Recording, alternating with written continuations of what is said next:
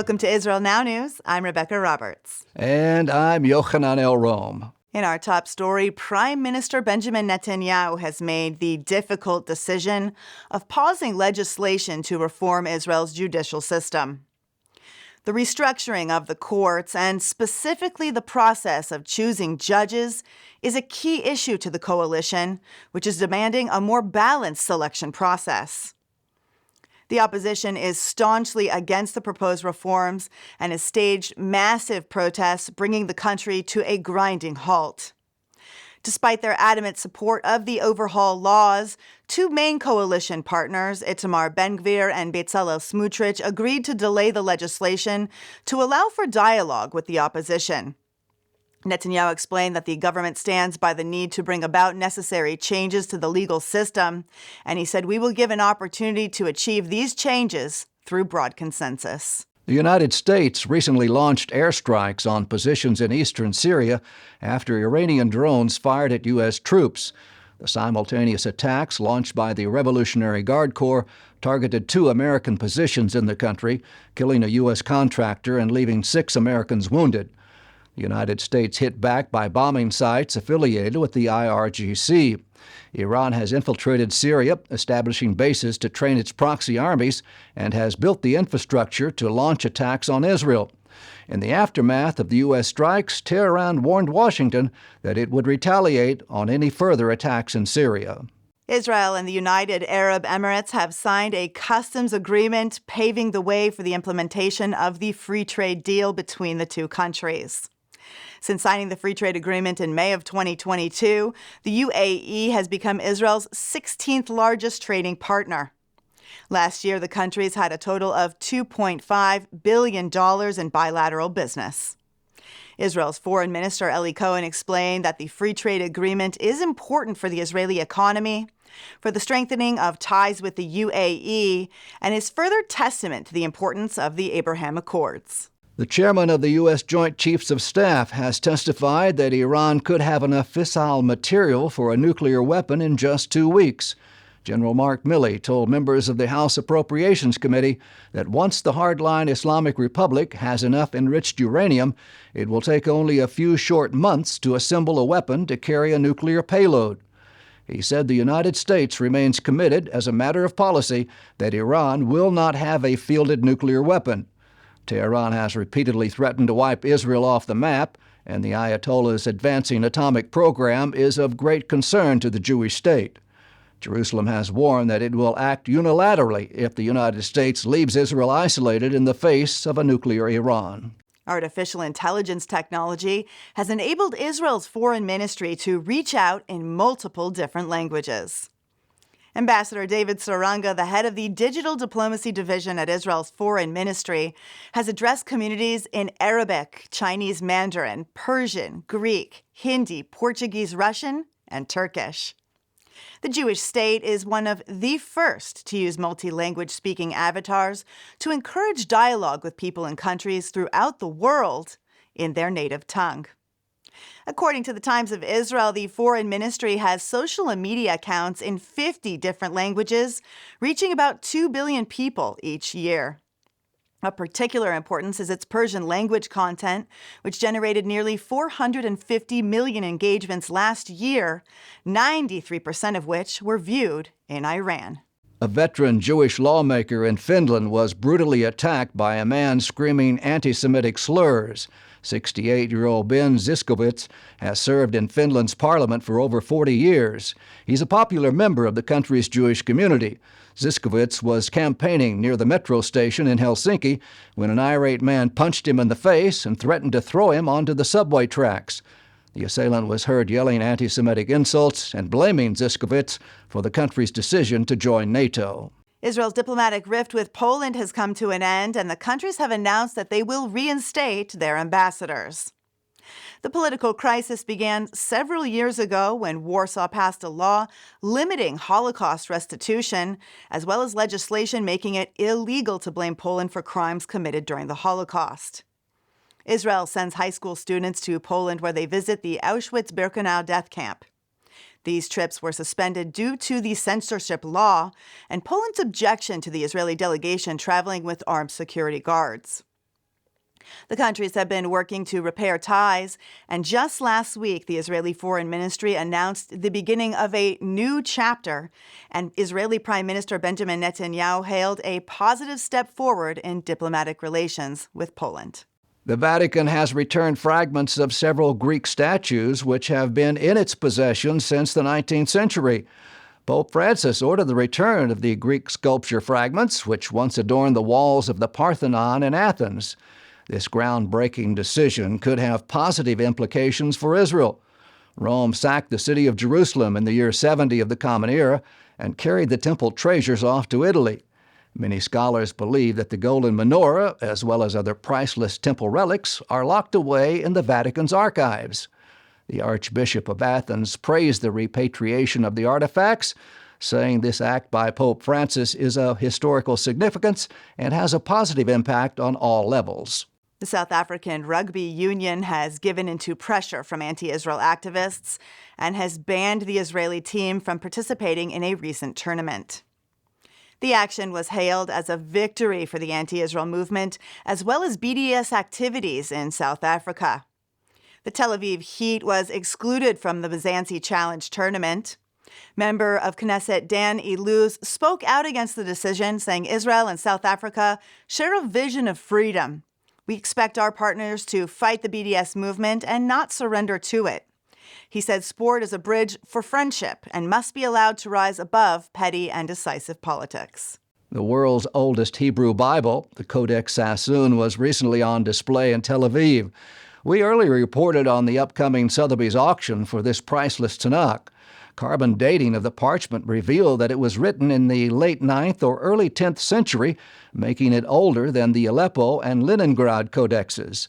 The manuscript was displayed at the Tel Aviv Anu Museum of the Jewish People during the month of March. Now it will be shown in Dallas, Los Angeles, and New York. Experts estimate that the Codex Sassoon could fetch up to $50 million at auction, making it the most expensive manuscript ever sold. An elected member of the Virginia Board of Education has bragged about using $3 billion of taxpayer money to push the Palestinian agenda in public schools. Fox News has obtained video footage of Abrar Omish speaking at a pro-Palestinian event, boasting that she would use big money to fund Muslim power. Omish has worked to change 9/11 curriculum to exclude the mention of Islamic terrorists and jihadists. She voted against a resolution to commemorate victims of the 9/11 attack, saying it failed to address the trauma experienced by Muslims, and she insisted that future 9/11 studies be focused on the impact it had on Muslim Americans. Israel's Ben Gurion Airport is expecting a record number of passengers during the Passover holiday. The Israel Airports Authority announced that more than 100 carriers will take 1.1 million holidaymakers from Israel to 180 destinations worldwide. The week-long Passover festival is a prime time for Israelis to travel overseas. Unfortunately, the threat to Jews and Israelis has prompted Israel's Internal Security Service to release a series of warnings. It said Iran and its proxy armies pose a credible threat to Jews and Israelis outside of the country. The Jewish state hosted a delegation of agricultural experts from Africa to discuss desertification and drought on the continent. Israel holds diplomatic relations with more than 40 sub-Saharan African states, but some of the countries that participated in the recent conference do not hold diplomatic ties with the Jewish state. Israel's Foreign Minister Eli Cohen explained that desertification and climate change pose a danger to many countries. Israel is fighting this threat at home and is providing its experience and capabilities to benefit Africa.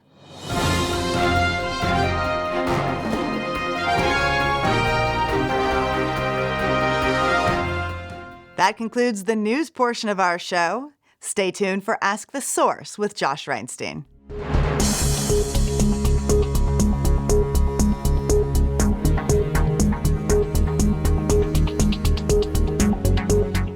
Hello and welcome to Ask the Source. I'm your host Josh Reinstein and we're here in our beautiful studio in Jerusalem. My guest today is Nadia Matar, the co-chair of the Sovereignty Movement. Nadia, thank you for being on the show. Thank you for having me and our message. And shalom to all the listeners and viewers. So first off, what is the Sovereignty Movement? Sovereignty movement is really Women for Israel's Tomorrow, Women in Green, that for the past 30 years has been promoting that the land of Israel belongs to the people of Israel because God gave us this land. God gave the Jewish people the land of Israel. It's written in the Bible and the Tanakh. And after the Oslo agreements were signed in 1993, my mother-in-law of blessed memory, Ruth Matar, found that the women in green, that we do not agree to go back to the green line. And over the years, especially the youth told us that we should have a name that is more, that everybody can identify with, and therefore we renamed ourselves after I met Yehudit Katzover, one of the founders of the Renewed Jewish Settlement in Hebron, and we met in 2005, and we understood that we have to continue to fight for Judea and Samaria after we lost the Gaza Strip temporarily, hopefully. And we understood that the message, that what needs to be done is to have a plan of the right. The right wing for so many years had no plan, only said no, also at our demonstrations, no to a Palestinian state, no to giving Yasser Arafat weapons and money. No, no, no. You can't go around life saying no all the time. What is our yes? What do we want? And that is when Yehudit Katzover in 2011 said we have to promote what should have been done on the 6th day of the Six-Day War, the application of Israeli sovereignty over Judea and Samaria, which the CNN calls the West Bank. But Judea and Samaria is our biblical, God-given biblical heartland. We're seeing a lot of pressure not just to stop sovereignty in Judea and Samaria, but to actually stop building homes in Judea and Samaria. In fact, even the Biden administration is likening building homes in Judea and Samaria to the terror attacks that are inflicted on the Jewish populations there. Where is this coming from? It's an outrage. Some people will call it pure anti-Semitism. Others will call it lack of knowledge. I think that unfortunately, the Arabs have done an incredible PR job over the past 50, 60 years in pretending that they're a people. The Palestinian people is an invention of the 1970s. Unfortunately, it worked. There was no Palestinian people. You know, somebody wrote the book of the history of the Palestinian people, 400 white pages, to show that they don't have a king, they don't have a prophet, they don't have a coin, they don't have a special language. They're Arabs. I'm not saying there's no Arabs, but there's no Palestinian people as a peoplehood. My uncle Max Rabinovich was a Palestinian before 48 when he lived in what was called in English Palestine. It was the name to depict the region, and we called it the land of Israel. And the Arabs promoted a very harsh and violent lies that the world bought, and we have to be here, thanks to you and thanks to all your viewers, to fight those lies and to bring the truth, because we believe that there is truth and there's lies, a true narrative and a false narrative, and the Arabs are promoting a false narrative with one purpose: the destruction of the state of Israel. Anyone who reads the Bible knows that Shiloh, Hebron, Beit El, these are ancient Jewish cities. Yet if you go to the governments around the world, they're saying that we're occupying territory and we're occupying these cities. How could they just come out and say you're occupying the cities that are from the Bible, from the Jewish book of the Torah? Where's it coming from? For more than 3,000 years, when the Jews said next year in Zion, next year in Jerusalem, they were talking about Bet El, Shiloh, Hebron. They were not thinking about a disco in Eilat, with all due respect, and also not a pub in Tel Aviv. That is our heartland, that is our biblical heartland, and people have to remember, we are called Jews because we're from Judea. So it is outrageous to even think that some people want to expel Jews from Judea, detaching ourselves from our identity. And therefore, when you say the world, the media, yes, but we know that there's millions of people out there who don't buy those lies, and it is up to each and one of you now and each one of us to fight those lies and to understand that it is good also for them that we should be here and that there should not be a Palestinian state. And you know what? I have a little secret. There's a lot of Arabs in our sovereignty movement who want to join and also don't want a Palestinian state. Not many of them dare to come out in public because they still want their head to be attached to their shoulders. But some of them are brave enough to say, we prefer to be residents under Israeli sovereignty than citizens in a Palestinian Islamo-fascist state, which is their language, not mine. And therefore, for the betterment of the world, not only for my private life, we have to have sovereignty over Judea and Samaria, which wasn't done in 1967, and it will be good for everyone. Nadia, there are literally tens of millions of people watching this show. What message do you have for our viewing audience? the terrorists, the jihad, the Hamas, the PA, it's all the same. They have a slogan. First the Saturday people, then the Sunday people. First we will harm and get rid of the Saturday people, the Jews, and then the Sunday people, the Christians.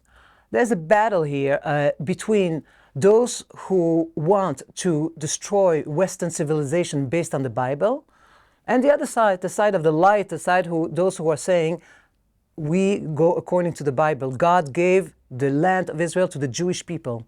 And therefore, if we want to win this battle, we have to be on the side of those who go with their flag, with the Bible as our flag, with God who said that this land belongs to the Jewish people.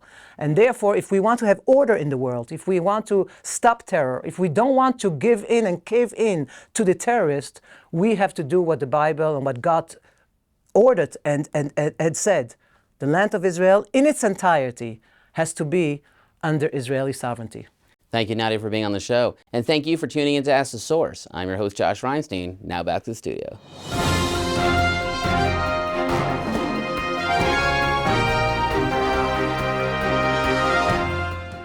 Up next, the return to Zion with Karen Hayesod.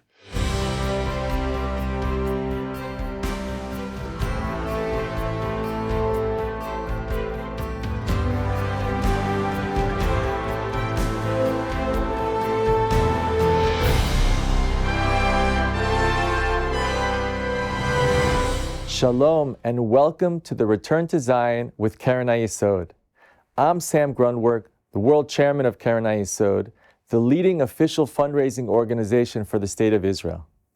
Over the last year, we have been working around the clock to rescue the Jews of Ukraine. We have evacuated and saved thousands of Jewish people, bringing them back to the Promised Land. Christian support for Israel is more important now than ever before. So come join Karen Hayesod in fulfilling biblical prophecy.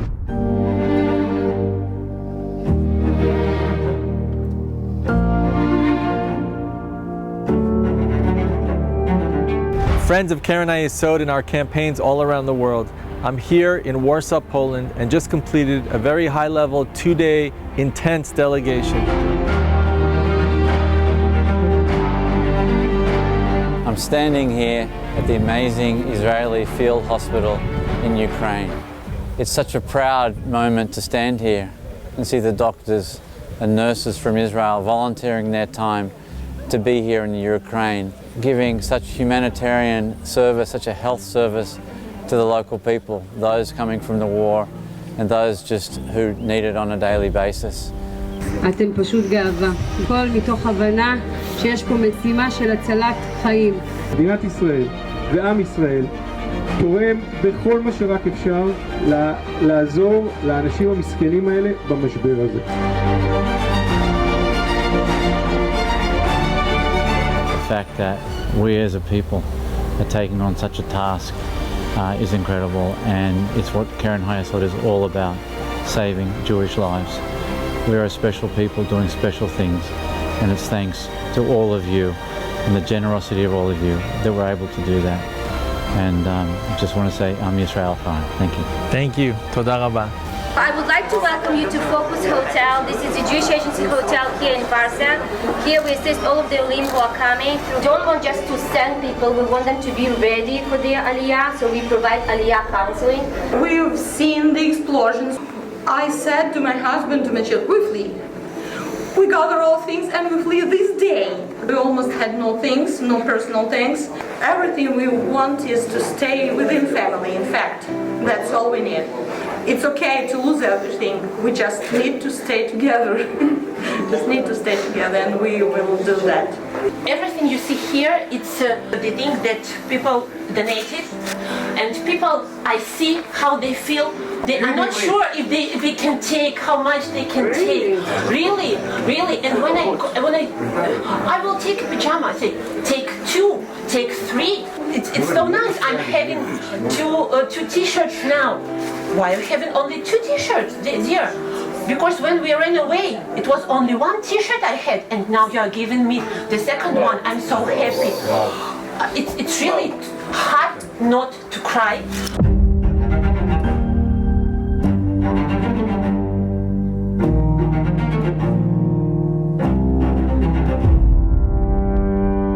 בשבת בבוקר, בשעה 11, פונינו לפולין. לקחתי את איזה 2 מזוודות, 2 תיקים קטנים. לא תיארתי בחיים לא תיארתי שאני אהיה עקור. אין לי יותר בית. אין לי יותר בית. אני לא יודע אם אנשים מבינים מה המשמעות. אני בעצמי לא הבנתי, לקח לי שבוע שזה הגיע אליי, שאני בעצם בן אדם בלי בית, שאני בעצם עקור, נמלט, לא יודע איך קוראים לזה.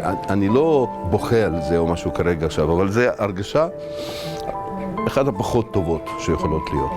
From my perspective as the chairman of the World Board of Trustees of Keren HaYesod, this is without doubt the proudest day of my time in the role, and it's a privilege that we have Israel, we have an incredibly strong diaspora, and we have a structure amongst us to act and act swiftly. When we use the slogan saving Jewish lives, it's not used lightly. We saw evidence of this today, and I think we can all be very proud of the partnership. To be able to be in a position to help and assist you, and to see this day where you are going to Israel and making aliyah and becoming Israelis. אנחנו נעשה כל שביכולתנו להביא את המשפחות שלכם, את הבעלים שנשארו מאחור, את ההורים שהם מבוגרים. עם ישראל חי, עם ישראל חי, עם ישראל, עם ישראל, עם ישראל חי, עם ישראל חי, עם ישראל חי. And all of this is only thanks to your generous support and your dedication for Israel and for the Jewish people. You have shown that we are truly one people, Lev Echad, Am Echad, and Am Yisrael Chai.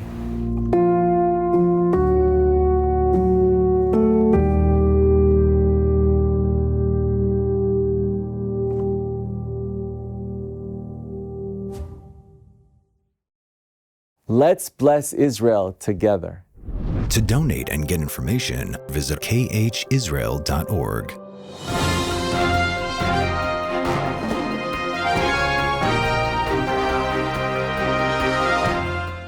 And now, shining light from Israel.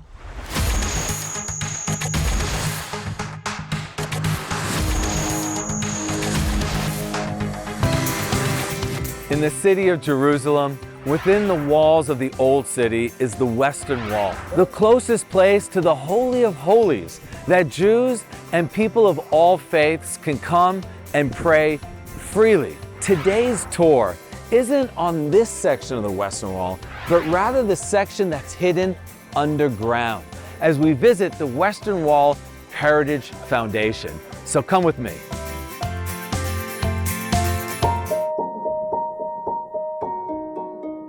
So we're finally underneath in the Western Wall Heritage Foundation classic tour here with our expert guide here, Nachum. Thank you so much for joining us today and showing us the wonders, what is below the surface of the ground. And already here along the Western Wall, the first time in this tour that we see it, we have the Great Stone. And these are Herodian stones. And Herod went through great expense to do such detailed work along the stones, creating a frame and a 45-degree angle and another frame. You can still see the fine tooling marks from over 2,000 years ago. And the reason why is that all of this was buried for nearly 1,700 years until we came and we excavated everything out to reveal these stones. You can see just here behind Nachum, you can see a peg, original peg by the Romans that they put out of the wall, and this is Roman plaster.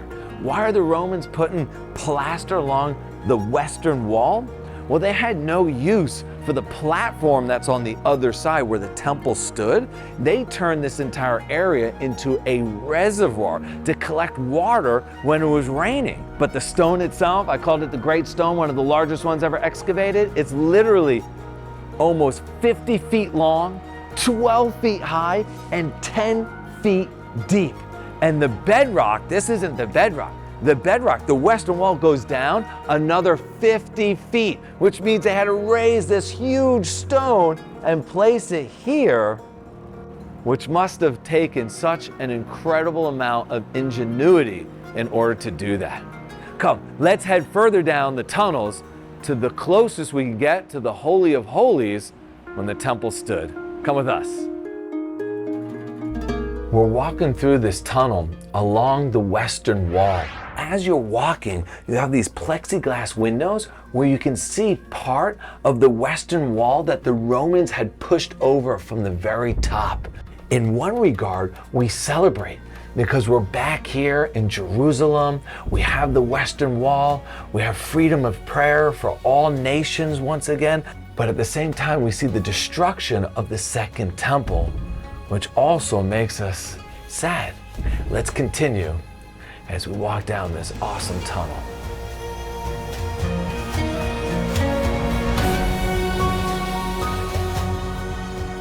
So we just passed one of the gates along the Western Wall that led right to the temple itself, which means where we are right now on the Western Wall tunnel tour is directly across from where the temple stood and the Holy of Holies. When you're on the tunnel tour, you get an opportunity to come here and to be standing directly across from that holy place, just to be able to put your hands on these stones and to offer your prayers in what is the closest we can get to of the holiest place in the entire world is just unbelievable. So the stone that I'm running my hand along right now is actually the bedrock of Mount Moriah, the Temple Mount, also known as Mount Zion. And I'm now standing on paving stones from the marketplace that ran along the Western Wall.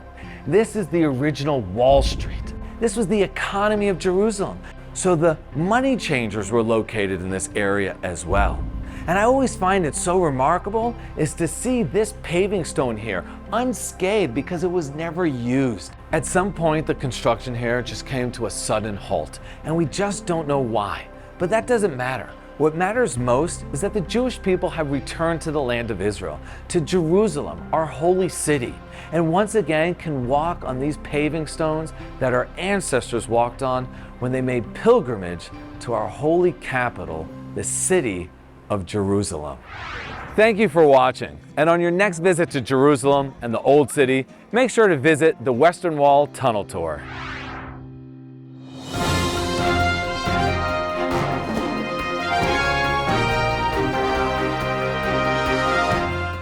That's all for this edition of Israel Now News. I'm Rebecca Roberts. And I'm Yochanan Elron, reporting from our studio in Jerusalem. Please join us again next week for all of your Israel updates.